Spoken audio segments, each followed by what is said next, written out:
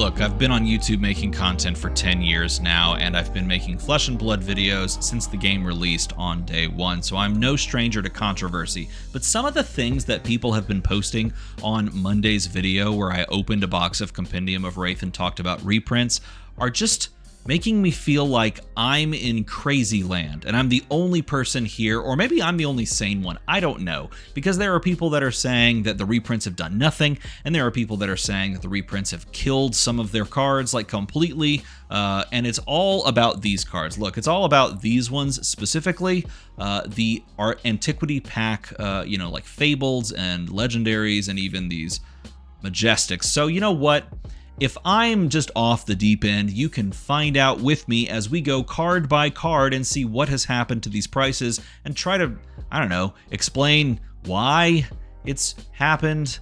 So here's Enlightened Strike. Okay, Enlightened Strike is one of those weird scenarios that like this card is just really kind of fallen out of favor within the metagame. As you can see here, if we look at the graph, and this is a graph basically of like an item sold, and then it stays at that price until another item is sold within a specific range, for those that don't know. And just keep in mind the axes here. The x-axis is the date and time, like February 25, May 25, I put it on the year, and the vertical axis, the y-axis, is price range, and for most of these cards, that price range is pretty small. Like this is bounding boxes from 25 to 45, right? So it's a $20 range, so keep that in mind. It looks like a crazy fall off, but really this is going from September from $42.99 to November at $27.60. So to me, this card hasn't moved a ton in price point, even though you can zoom in on like the last month or so, or 3 months, and like it really hasn't moved at all. But keep in mind that this wasn't the only printing of this card. We did get the crazy beautiful Marvel, what is essentially the Fabled of the set, that is like selling. This version right here is selling for like $1,500, $2,000, crazy numbers, because it is the only like Marvel in the set. Well, I shouldn't say that. There's a bunch of heroes that are Marvels, but like it's the true Fabled of the set, and this thing is freaking hard to get. It is very small and short supply, and James White said they are not going to print this set ever again, as they kind of have done with the other sets. So I guess that makes sense. So if you wanted the newer version with the cool shiny new paint is $33 right now, and we won't know any details based on that. But do keep in mind, I don't think this one is going to have much effect on like overall price points, this reprint, if you even want to call it that, because it was a little bit smaller across the board. That being said, they do want to kind of keep a general supply of this type of a card on the market, because if the meta changes with a brand new hero, or like a shift totally in the metagame itself, and this card becomes popular again, this card could balloon very quickly in price overall. That being said, Enlightened Strike, not really one that you are going to see much noticeable change in. Heart of Fyendal, though, is an interesting one. This is the Antiquity Pack version that I have pulled up here. This is the $260 version. That is the extended art, very shiny, very beautiful version that you can currently open in Antiquity packs as a Fabled. Like I said, it's at $260, and there's very recent, like small, almost no sales data for this version. Very beautiful though. But if we go and look at the original, this is where I think things are going to get really interesting, because, and this one maybe not so much, but this kind of describes what these reprints have done. The new shiny coat of paint reprint is the higher of the versions, the higher costing of the versions. This one costs $260. The old one has crawled its way down to $189. You can literally go right now and buy a Heart of Fyendal for $189. I don't think this is necessarily because of the reprints, and again, keep in mind that this y-axis is literally from like a $10 range. So this looks like a big drop off right here, but really it's like $238 to $230. It's like $3. Okay, so don't take that like picture as a way to fool yourself. That drop is not that big. But you can see, if we look at it over the past year, it has really just dropped in playability. And you think about it, like you're playing this card, maybe a year ago you could have justified playing this in Kasai and of course in Verdance, but now it really just gets played in Verdance, and you know, I take that for what it is as it goes because it is dropping steadily. That being said, it did continue to drop after the announcements. I think it got spoiled somewhere in this December mark, and then it's continued to just kind of go down with items being sold lower and lower, and now it is priced under $200. So it's coming down, but perhaps not because of the reprint. And of course, the new reprinted one is at $260. So continuing on, this is perhaps the biggest of the fables, maybe not the most recent big one, but the biggest of the fables pervasively that has been played over the life of its release. Eye of Ophidia, my favorite card in Flesh and Blood, my white whale cold foil Eye of Ophidia. That's the card that I've always wanted, and I don't know, maybe one day I will finally be able to collect that. I opened it for someone out there in the world. That was not for me, and maybe one day I'll find my own. Nevertheless, if we look at the overall year, this past year of price points for the Eye of Ophidia, this card ballooned to $486. It then kind of fell down in October to $450, and to right here, this is where we want to kind of point our eyes to, because between November 10th and November 16th, that is when the World Championship of Flesh and Blood last year took place, and that is when Compendium of Wraith was released, and it's where they showed the new printing of Eye of Ophidia. So if we zoom in to, this is right before that, around this time, I guess we can kind of zoom out a little bit. Right around here, if we take a look at the graph of the amount of items sold and also their relative price points as they were sold at that, we can take a look starting in right here, 438. It comes down to 436, and then it goes to 436, stays there, stays around 436, continues to trend downward.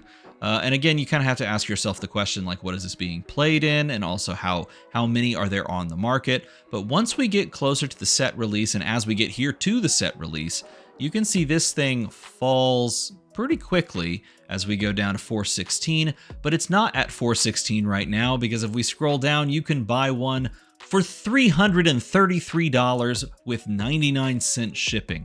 Probably pay a little bit extra for better shipping, but you can buy this right now for $330. That's the lowest that I remember this being since maybe like Nationals 2024, Nationals 2024. I remember people picking these up for about $350 or $300 from the booths there, because some people were talking about how they were going to use it in Blaze, because Blaze had just come out. And it was around that $300, $350, and people were going crazy, like, this card is $350, nuts! And then it got to $400, and then it got to higher, and it kind of sat around here in 2025. It's $342. So yeah, this is a good example. So this was back in 2025. It looks like it did balloon, as you can see there in 2025, all the way through the early part of that year. So this card definitely does see some amount of walk back because of this reprint. And you can see the newer one is the one that is fetching the higher price at $500 with that new printing, and literally one on the market. So, but they can set their own price. The question is, what will it actually move for? But I could see maybe that's the thing. This being said, this is the non-foil version of the card. So if you're like a player that really wants to play this in tournaments and doesn't want to have to hassle with like a proxy because your, rainbow foil is curled, this is where people would go. So maybe, but I don't know. Like the interesting part to me is watching these OG cards, these OG printings, and what they do. And this one is down to $333 right now. Now on to Riches. This one ballooned to like $400 as well, if I can zoom out to it. The graph here doesn't show it, but I remember this was like, at one point, this was posted at $400 on the website. Looks like they didn't really ever sell at that. We got all the way up to like $371. This was one I was hoping they were going to reprint because it was just too expensive, and it was so very, very playable. And I do think that the reprint has already started to push this number downward. As you can see, the graph shows it a little bit. It was one of the last ones spoiled, like right in here somewhere. And then that thing starts to go down. But this graph is not even the most accurate, because you can scroll down and see $294. I had a comment left today that they were like, You know, all that you say about reprints, but Riches of Tropal-Dhani is still $330, which is interesting because it's actually $294. This was left like earlier today, and it's probably going to continue to go down a little bit. I would imagine this basically stays sub $300 because there is a really spicy printing at $450 that you can now pick up.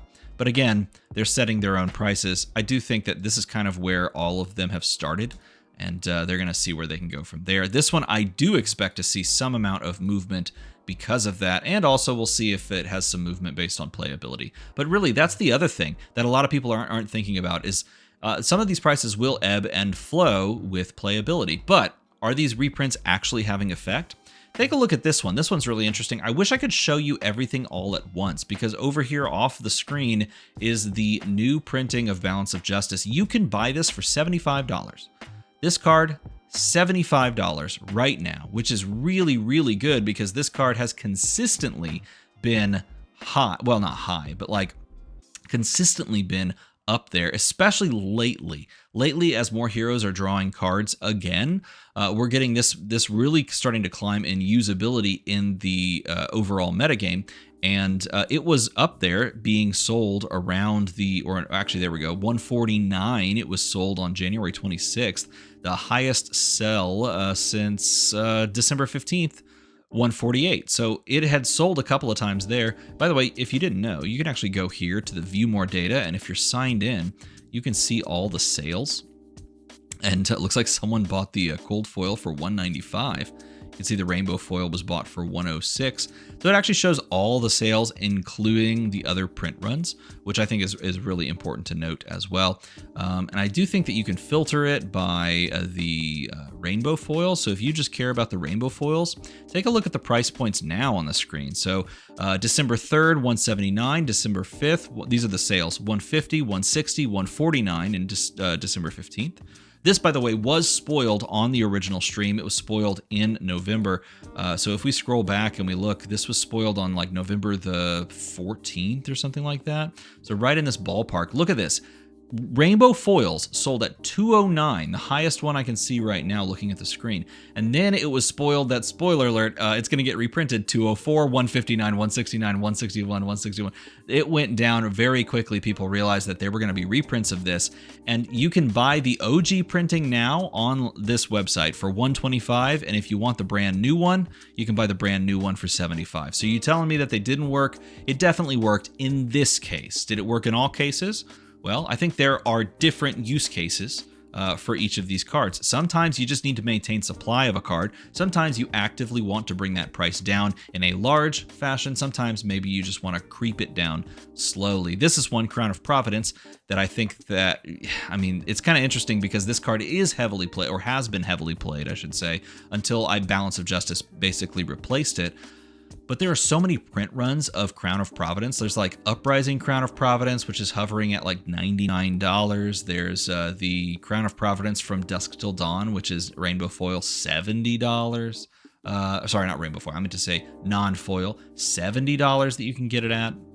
And then there's the brand new printing, the non-fancy version at $63. And then, of course, you have the Antiquity Pack version sitting at $200. And this one's interesting because they have enough versions of this card that you get the pick of how you want to interface with it. If you're using it in a deck, you could go the really fancy version because you really like it, or you can just get the cheap version at $68. That is a good, solid price for a legendary piece of equipment that you can use in every hero in every class. I think that's totally reasonable to say, hey, you know what? This card, it's going to start in play. It's going to sit in play. It's going to live on the board. You can use it in every single game you ever play if you want to. Yeah, it's a great pickup, a great little investment if you're thinking about that. This is another weird one. Fyendal Spring Tunic is funny because, like, if I zoom out, and I don't think this will work. Yeah, unfortunately it doesn't. But if I zoomed out enough, if I made the abounding box work, there's a $12,000 version off the screen that was, like, literally the very first calling, like, promos that you would get if you, I think, like, top forward or whatever. That don't even look at that. There's a white border history pack version at $90. There's the new print run at $110 essentially. There's the $99 Welcome to Wraith reprint that is rainbow foil. But again, when they show that they're going to reprint this, and of course the overall number goes up, the prices go down, except of course for the new like fanciest version, because that card is a beautiful card, and there's just no product on the market, if you even want to call it that, because there's so few of them that have been opened. But like, you can even go Bright Lights. It's been printed in Bright Lights. It's been printed in Crucible of War, which is off the screen. This card has, I think it's literally just a matter of like, you just need to have a large supply of this card because its playability and usability is just so high. So putting another one out there, this does not have the same desired result as reprinting Balance of Justice, where you actively want to lower the price. To me, reprinting Fyendal Spring Tunic to get it in the hands of new players, and also just to maintain your supply of Fyendal Spring Tunics for, you know, future players, that seems like the way they went on this one. And again, there was a comment that was like, yeah, but they're not printing it enough. Like, they didn't print enough of them. And there's a slippery slope there, and I'm going to tab back to me, because here's the problem. People are like, you don't print it enough. What does it even do? If you print it too much, you can't undo that. If you overprint a card and that card plummets in value to like $2, right, which is what we saw with reprintings of Fellings and Plows, where that card was sitting at like $40 to $60, and then it is literally $2 cards. Like, they are bulk Majestics now, which to some people are like, you're gonna be like, that's fine. I want to be able to buy them and use them. To a degree, I understand that, but also you're looking at like a lot of other variables and a lot of other things you have to factor in, like stores. They have a stock of that card. That card is now essentially worthless to them. They might have just bought, collections from people so that they could get product into the hands of people and maintain that price point and not just lose money and take a bath on it. And all of a sudden they did, right? You don't want to overprint something to oblivion and then the price just plummets. It would be better to err on the side of, man, we could have probably printed a few more and then the price would have come down a little bit, than to go the opposite way. So I'm just going to say my piece on that. Maybe I'm wrong. I don't know. I'm not an expert. So tell me in the comments below if you are an expert. But Stonewall Gauntlet, I'm not even going to really spend much time on this. There is a new printing of this. This card hasn't really seen much play at all overall, but there's a fancy version that is now expensive-ish at $193, and then there's the new version that's like $14, and then there's the old version that's like $25. Again, you go back to this one. This was printed in part the Mist Veil, so 2 years ago at this point almost. Maybe you just want to put more supply out there. Maybe it gets used in future sets. And then finally, the three final cards that I wanted to talk about are the reason that I wanted to talk about, make this video essentially, is Quickdodge Flexors. I don't have a copy of this card. I never opened one because Hunted was hard to get your hands on. But the reprinting of this card has caused this price point to come down into a very comfortable range. Like, this was up to $140, and it was used in like a handful of decks. There were defensive decks, and if you didn't have this, it was almost like a silver bullet card. You needed this card in certain matchups, and it has come down precipitously in a great way if you wanted to pick this up. It's at $83 right now, the rainbow foil. Now, if you want the new version, it's even easier to get, and it's a beautiful art still, and it's at $76. This reprint was perfect. It was super necessary. And if you're like me and you look at this and you go, oh, that tickles that one part of my brain that says that's a pretty thing, I want that, then you can pick up this version for $109 right away. So you have three options, the cheapest option being $76, and the new printing. The old printing, if you really like that art, which I mean is really cool art, you can still get, and now at a much more reasonable price, because it came down very quickly, as you can see on the graph here. This was announced, by the way, in November. I think the reprint. No, actually, this one may not have been. I think this one was announced later. Nevertheless, this reprint very much worked. Then we have Command and Conquer, which again, Command and Conquer feels very similar to Fyendal Spring Tunic in that there's like 4.2 trillion versions of this card at $850, at $70, the new printing at $42 white border. The original version right here is at 60 bucks. Really, this card has not moved a ton. But by the way, you could, someone did snag one of these, I guess, at like 48 bucks, as low as 48 bucks, but it's sitting around $60. There's a fancy version again. If you want this fancy version, it looks like this. I get to do that. I get to do that because of the video on Monday. How I feel so fancy myself. There's crazy versions that are like super spiky, but the lowest version that you can get on the market right now is this one. I think it's literally just maintaining a supply. Maybe I'm wrong on that. Let me know in a comment below. And then finally, we have Shelter from the Storm, a card I don't own. Still to this day, I do not own this card, and I want this card, and I want the card in this beautiful art version, but I don't have it. But that's okay because there's a reprint, and it has actually really affected the price. The reprint did indeed affect the price. You can see before the announcement, it was at $100. One item sold was in that $85 range. This was the non-foil, straight up non-foil Majestic. At the height of like the, well, maybe not the height, but at the Arachne, like powerful assassin, I'm going to flick a dagger at you. You need this. Or Syndra, I'm going to flick a dagger at you. 96 bucks. Anywhere between that, like 7 items sold from $70 to $80. Okay. And then it was announced immediately at Worlds. And you can see the price starts going down very quickly, very quickly, very quickly. Sold in the $59 range, sold in the $54 range, and now you can buy it for 55 bucks. The new printing of it is gorgeous, is beautiful. I mean, I'm not sure. Oh, so like this is the playmat sitting on my desk right now. I bought this playmat. I have way too many playmats. This one's gorgeous. This printing is incredible. 60 bucks. It's the same exact price. You can grab a couple of them. If you want the super fancy one, there's another super fancy version at $178. The other super fancy version climbed all the way to $300 for a little bit, and now it's down. You have to do like a special search for that other fancy one, but it's like it's already coming down as well to still super expensive. But the fact that you can now get this at like around Command and Conquer prices means that you're in a lot better spot. So I don't know. Maybe I am taking crazy pills, but I feel like there's clear, maybe not clear. I feel like there's some definite signs that things have improved with regards to specifically these reprints. Like to me, I look at the prices of all of these, they're all in general coming down for one reason or another. And that, of course, when you look at data, the reasoning is where you have to actually discover what's going on. But I do think that putting more cards into circulation at a reasonable amount of cards going in, where you're not flooding the market and tanking prices, is an important step to lowering deck prices to a certain degree. And again, people are saying you don't need Pokemon prices, or they should be Pokemon prices. Like I can play Pokemon, would get $20 decks.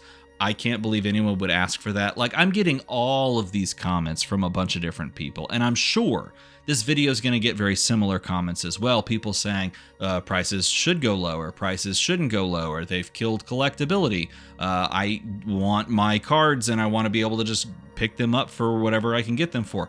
There's a lot of conflicting ideas, but to me, I see these reprints and I see that they have worked already and they're continuing to work. In my mind, this is what I'm looking at. So if you disagree with me, of course, leave a comment down below and make the number go to the other number so that you can watch next time I freak out because people are saying conflicting things all at the same time. As always, everybody, thanks for watching.